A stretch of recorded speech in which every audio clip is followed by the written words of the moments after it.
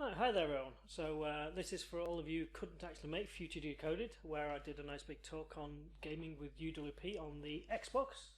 And as previously, we have a retail Xbox here. It's the same kit we actually used at the session. And you can probably just about see in the top corner an actual screen as well with that solo on. I can see it moving around. See? It's a real Xbox, real things, real demos. We don't do things by half measure here. So, for Future Decoded, we were doing a talk on building apps and games for the Xbox One using UWP. Obviously, the big aim here with UWP is that you can actually build one project. It's a single one project, and then it can be used on any Microsoft platform. So we're going to go through this and see what we can see. So I'm Simon Darksider Jackson, for those who don't know me. I class myself as a sort of all-round game development evangelist. I'm also an Xbox MVP, so I work with Microsoft on a lot of their things and basically do things like this. I'm out there in the community teaching people how to make the best of a lot of Microsoft technologies and some not Microsoft technologies. But anyway, I promote what's good for the developer and what they can do. But to be fair, Microsoft made that so easy because in most cases their stuff just hands down beats anything else. Yes, there's quirks, but there's quirks with everything. So, but at the end of the day, I always say use what you know. Anyway, so let's get on with the show.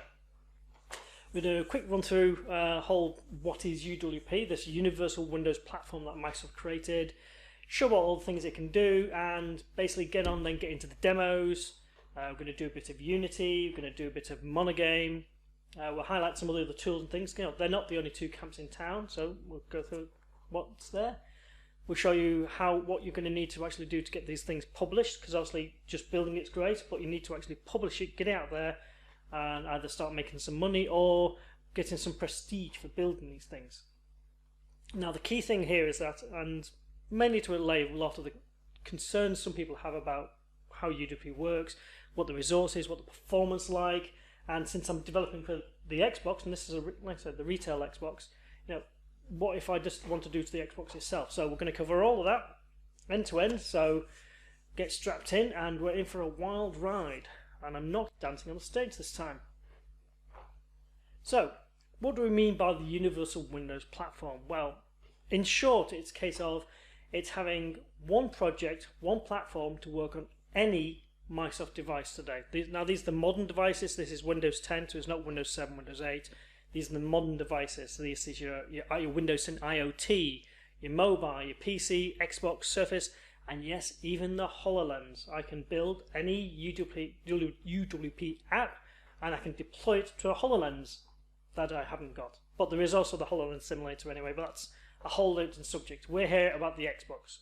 And more specifically, as I keep pointing out, it's the retail Xbox. So if you've got an Xbox at home, you can do everything you want to do here. You can do it to your PC, because obviously you're building on the machine. You can do it to your phone if you've got one. So what does this really give us is the fact that, as it says on the tin, it's that it is one project. I'm not talking about one solution which has different targets for different platforms and different things, how they're going to go. You know, this is a single project, but obviously, you know, one project isn't going to service all the different devices and all the different possibilities and cadences that come with these things. They do have all their own little unique differences. But the Universal Windows Platform provides for this because they allow what are called extensions. So these extensions light up features which are unique to each of those platforms. So on a phone, it's going to handle like the signal and GPS. On an IoT device, it's going to constrain things down to just those things on there. And you have things like Windows Live Services. On the HoloLens, you've got the holographic API, which isn't on anything else, and so on and so forth. You get the picture. But the beauty of this is that although it's an extension for that platform, it's the same on every other device. And all that will happen is if that device doesn't have the feature you're programming for, then it just won't do anything. It's not going to crash. It's not going to break. It's not going to suddenly throw a complete wobbler because I'm not running in an Xbox, so why are you trying to run me? It will just work. It will just ignore what's not there and continue on. So this has a lot of advantage over a lot of the multi-platform solutions, but obviously this is still just focused on the Microsoft stack. If you're going to work with things like an Apple or an iOS or some other device, you're going to need to use something like Xamarin to try and cross that boundary. But within the Windows family now, it's a case of one project, one solution, one deployment. But the only time you need to have a different one is if you're targeting a different processor architecture. So if you're doing ARM for IoT and phone, or if you're doing x86, but who builds x86 anymore these days, or if you build an x64. That's the only difference. And when you're publishing to the store, it takes all of those and still bunches them up behind one solution, and even on the Xbox store. So now, for the tools that are out there now, the support for UWP is growing and growing. I mean, every month or so I'm seeing a new platform that's doing it. At the start, now we've got actually a huge raft of platforms that support it now, and this is by no means all of them. So if you're interested in building games for UWP, you've got things like Unity, Cocos, Marmalade, Unreal. There's a fantastic project I covered when I was researching this solution, which is called BuildBox. And of course, one of my old favorites is MonoGame, because I'm just an XNA geek at the end of the day. But at the end of the day, you don't have to use these tools. These are enablers to get you to there quicker. If at the end of the day you want to just build it yourself, fine. Just use DirectX. UWP at its core still is DirectX under the hood. There is even a template in the project solution for you building either a C++ or a C# DirectX project. So the world is your oyster, and as I say, use what you're comfortable with. Anyway, so how do we get started? Now, obviously, getting started, one thing you're really going to need, you're going to need an Xbox, and because it's retail, any Xbox will do.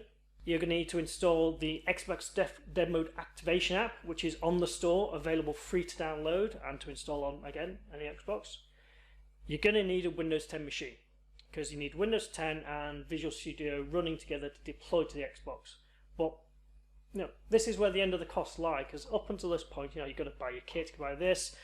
You do also need a Windows Store developer's license, but that's about, in English money, it's £19, or it's like £56 for the company edition, but a little bit more on that later, because we'll get back to that in the publishing route. But after that, everything else is free. There's no cost involved in you getting set up and getting running on your Xbox once you have all the other things out of the way. You do need Visual Studio. Microsoft will provide you a free Visual Studio 2015 edition, and that is fully UWP and Xbox and HoloLens aware. You're going to need to download the Windows UWP SDK. Now that's built into Visual Studio, so you simply build it as an extension, add it, done, and then obviously the tool you can actually build this in. But let's not forget, there is one critical thing you're going to need no matter what you're doing with all of this, and that's a little free time. You're going to need to spend a bit of time trying these things, doing it, getting it done, but that's where it is. So you've got all that. You've got your Xbox, you've got your PC, Visual, everything's set up on your machine, and you've got your account with the store. What do we need to actually get running? So first thing you're going to need to do is install this Dev Mode Activation app. It's on the store. It's ironically called the Dev Mode Activation app, and once you've got this installed and you run it for the first time, then it's going to give you a code.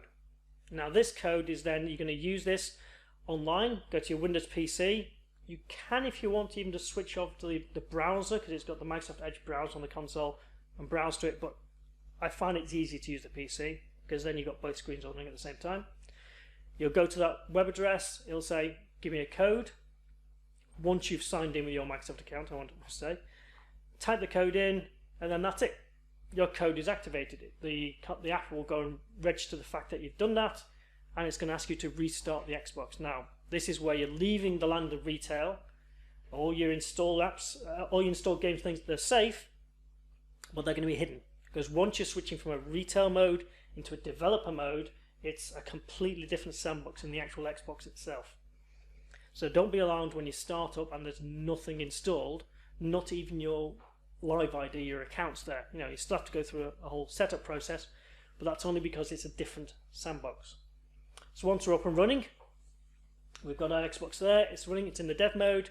You'll notice the fact that it has a special IP to get it started, and then all we're going to do here is from there we need to go back to Visual Studio, and you're going to get your project up, and then you're going to need to do your first deploy. Now, to get that first deploy to work, you need to pair your Visual Studio signed in as you with the Xbox signed in as you for the two to mix up. Now, this is a kind of a security feature to make sure the fact that only you can deploy to your Xbox. So you have an Xbox registered to you, signed in as you, coming from a Windows 10 PC.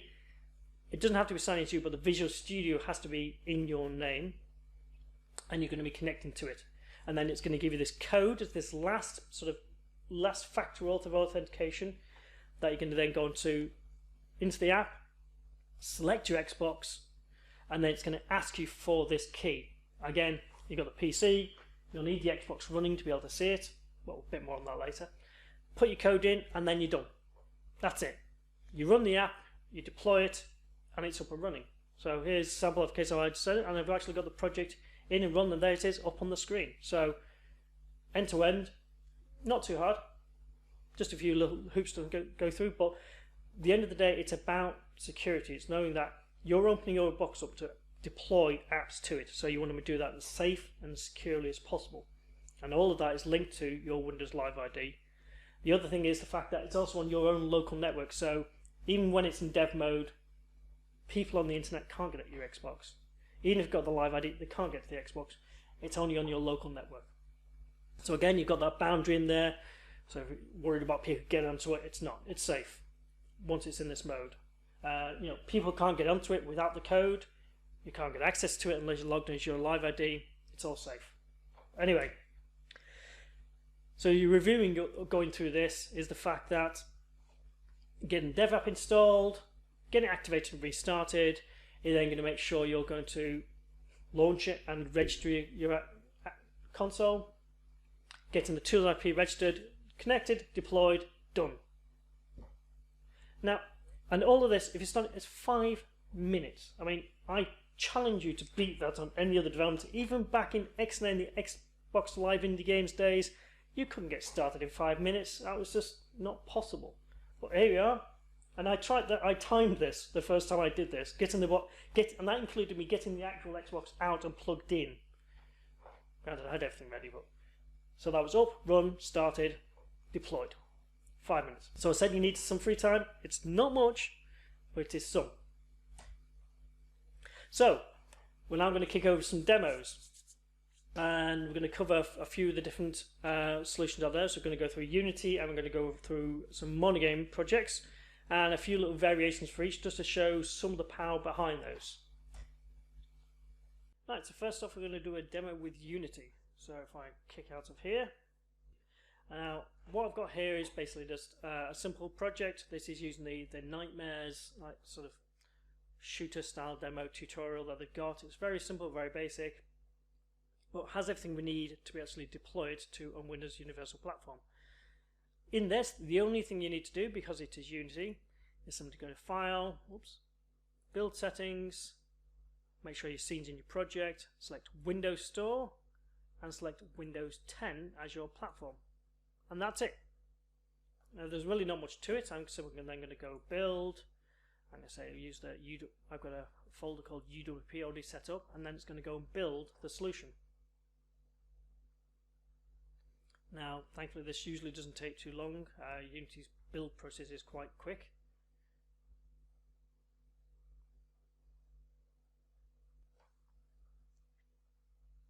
And we're done.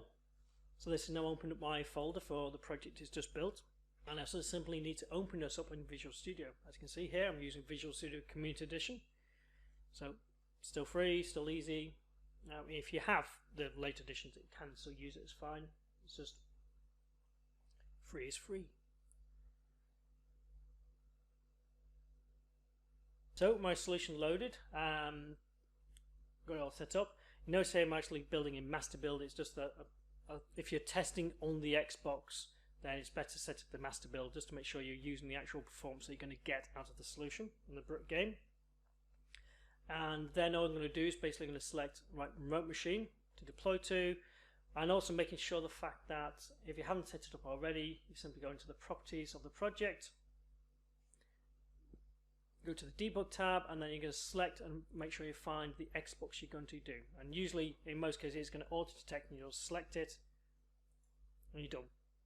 As I said before, if it's the first time you're actually running this, when you actually click deploy, it's going to ask you for the code to register it. So simply go to the Xbox, select pair with Visual Studio, and then done. So I'm going to kick this off and click deploy to the machine. Now while that's doing that, because the Unity build process does take a while, I can show you another handy little facet with this. Now when I was on stage, obviously I had a big screen, I've got things side by side, but on the recording I haven't. But we have the Xbox app, which is available again for free on any Windows 10 machine. Gives you access to all the Xbox services, you can see all your friends, messages. Makes my life easier having to respond to messages on this app rather than anything else. And in here we also have an option down here for streaming. So I can actually find my Xbox, and then what I can do is can actually stream from that Xbox to my machine. Now this is fantastic if you need to record any videos, any demos, need to take screenshots. It's just fantastic as well for just testing going over. So let's make sure I connect to my controller. As a prerequisite, you have to be signed in again in your gamer tag, your live ID that's paired with Visual Studio. Everything has to be lined up so that it can be there ready then to actually run the project when it's running.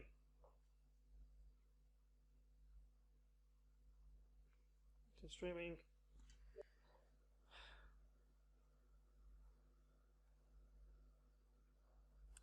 Okay, so we're even using the free University Unity, and right, and the project's up and running. I can walk around, and oh, some nasty vector here! No, I'm gonna shoot! Die. Okay, well, stop shooting. Ah, well, guys, I see it's flawless, working smoothly. But enough of that. Let's close that down. So you can see, run quickly. DayZ just actually deployed, and that was that. Okay, so that was a very basic project. So let's throw something a bit more meaty now. I actually have down here a project. This is actually from a fellow ID Games developer, and he's currently building his game for Xbox and Windows. And what I like about this is it's a lot of graphics and a lot of things. To be fair, it's also a really good game by a team called Ginger Biscuit Games. Develops a guy named of Tim Kinnan, and he's a one-man band building for his entire family to get his project up and running. So, and again, I've done nothing to this project. I've simply built it, shipped it to the Xbox, and run it. I'm going to start the game here. We can go past all the lovely blurb and text on the screen and actually get into the game itself. Now, what's good about this is that there's a lot of particle effects, there's a lot of bloom, and there's a lot of, like, if I go and then go through the whole page, there's lots of fantastic amount of things going on, drawing on the screen. On some machines, the case of this, lags things, but you can see here this is completely seamless. Runs along, goes over. My son can't get enough of this game, and he's even wanting to record videos for him playing it because it just gets so addictive, and it's just quick, simple play, run as your own platformer, with a lot of interesting features later on. And you can see the fact that the levels keep redrawing, and I'm just going to die here because I love the death animation. Here we go, just die, little man. I keep an eye on Ginger Biscuit Games this game, because it's great. But as you can see, this is part of this demo here is just showing the simple power of this now. There's a lot of overriding effects, a lot of drawing effects, a lot of particle effects, lots of things on screen, and it's all been drawn around there as easily stimulus, and that's just power of Windows Unity for projects. Even though this Xbox and the resources are limited, then there's a lot you can do with this power, and it doesn't really cost you anything. And simply, when it comes down to it, is that if you're starting to have issues with this, then performance engineering in the game. Now I say this is a heavy development build. There's lots of things going on here, and we'll leave it at that. So That's the Unity side of the demo, so now we're going to go and switch over to MonoGame.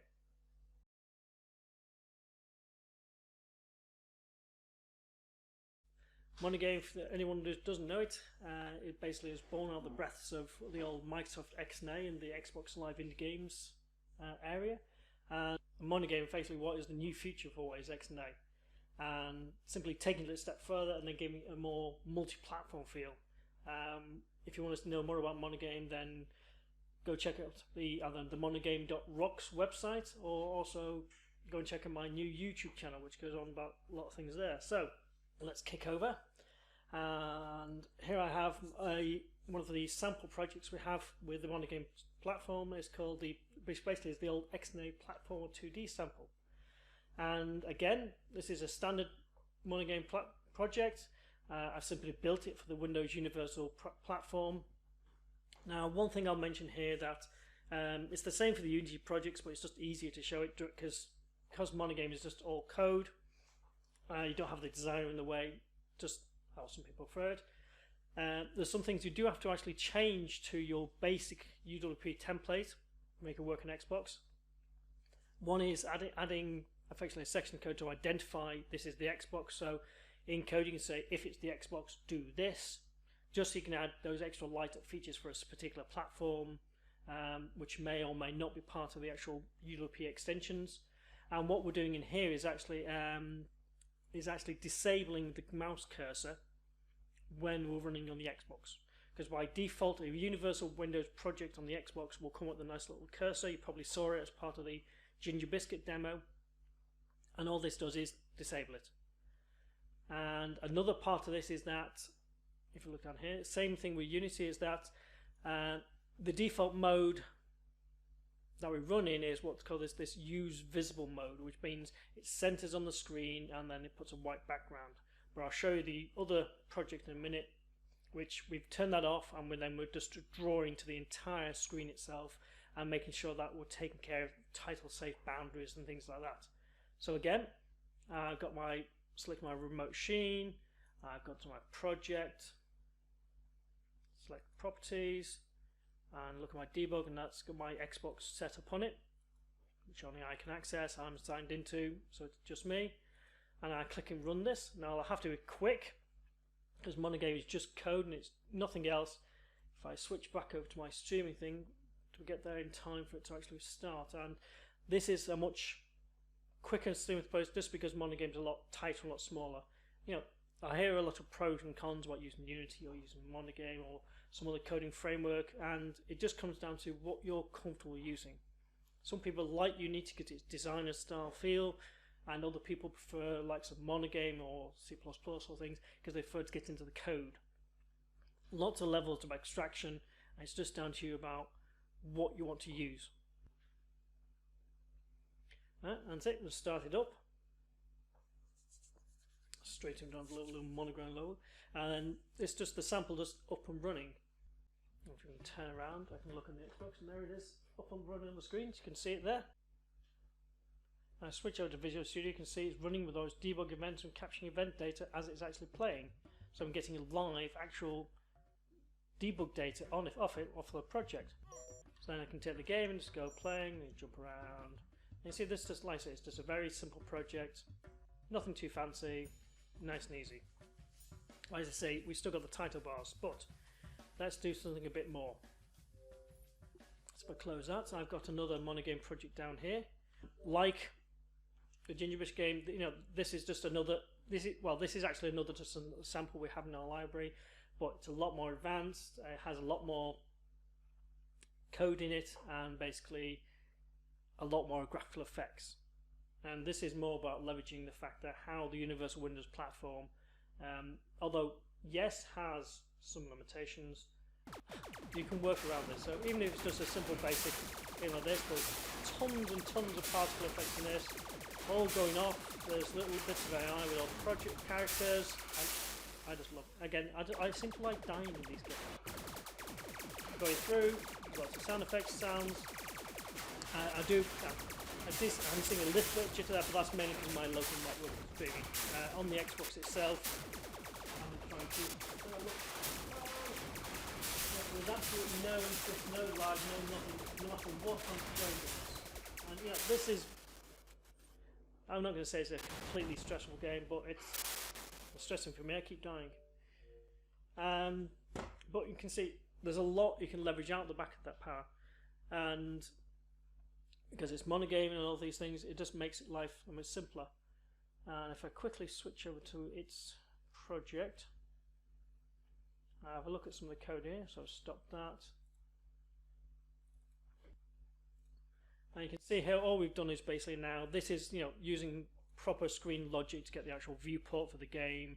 This is, you could see it's drawing to the full width of the screen. It's just those little things you have to go through to, as you would for any project or any game. They're going to go to like the big 42 or 50-inch screen.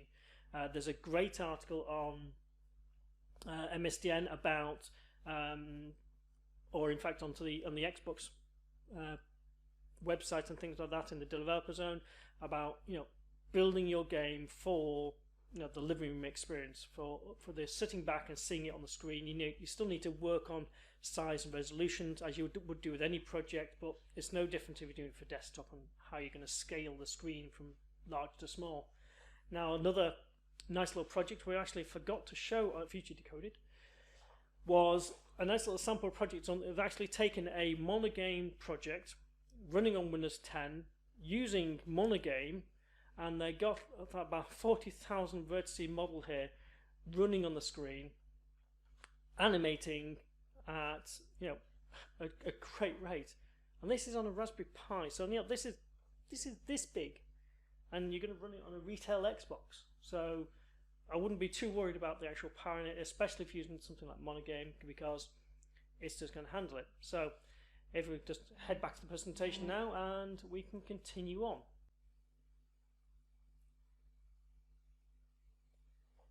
Okay, so you've seen what the power of the Universal Window project is running on the Xbox.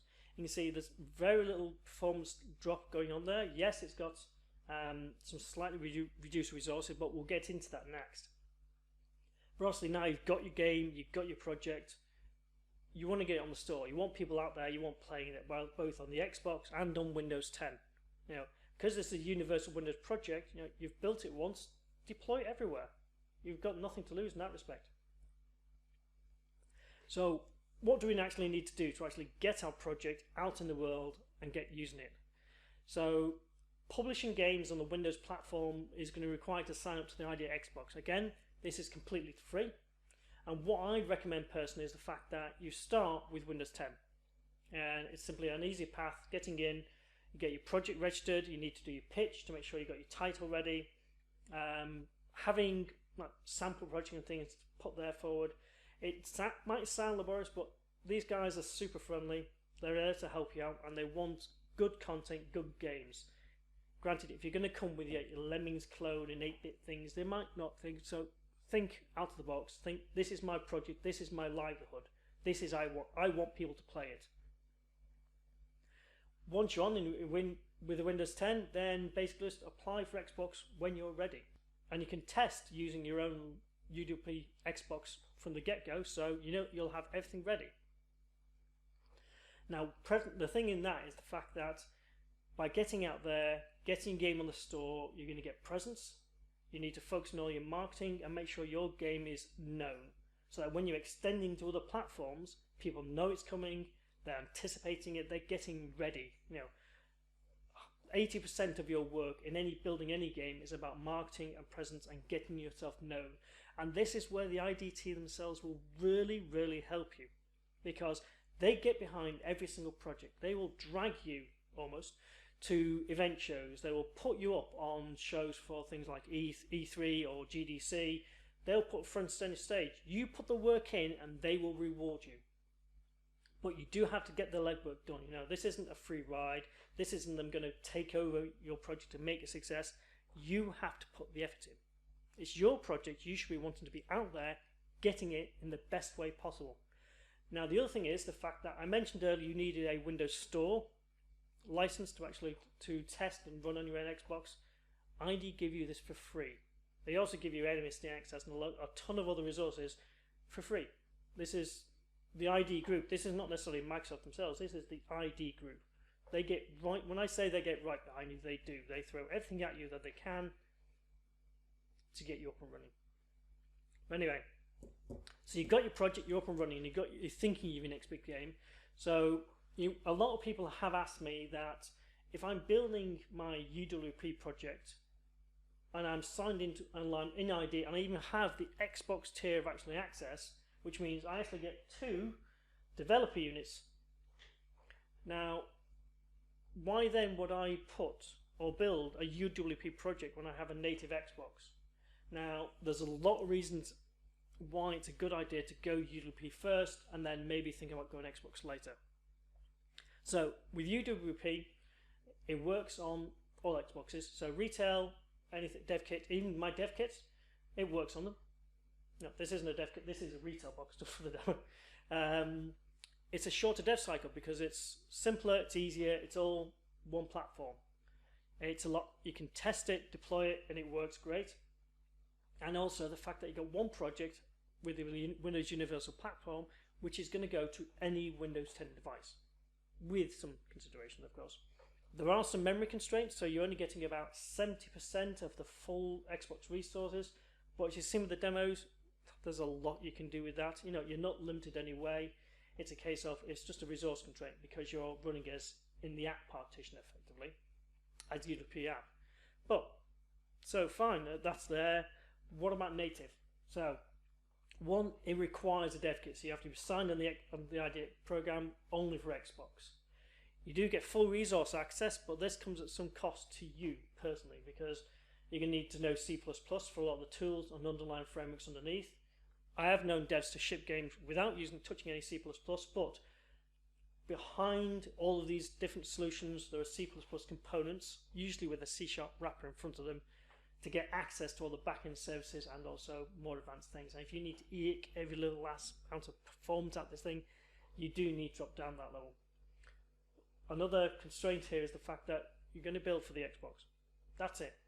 What you build on there will not be built on Windows 10, won't work on mobile, and won't be really transferred to anything else. It's fully dedicated to the Xbox and you're kind of tied in. And the other thing you really can't stress too much is the fact that it's a lot tougher to get published. Only because of all the certification requirements that come around it. There are some with Windows 10 in UWP, but they're not severe. There are simple things that don't crash.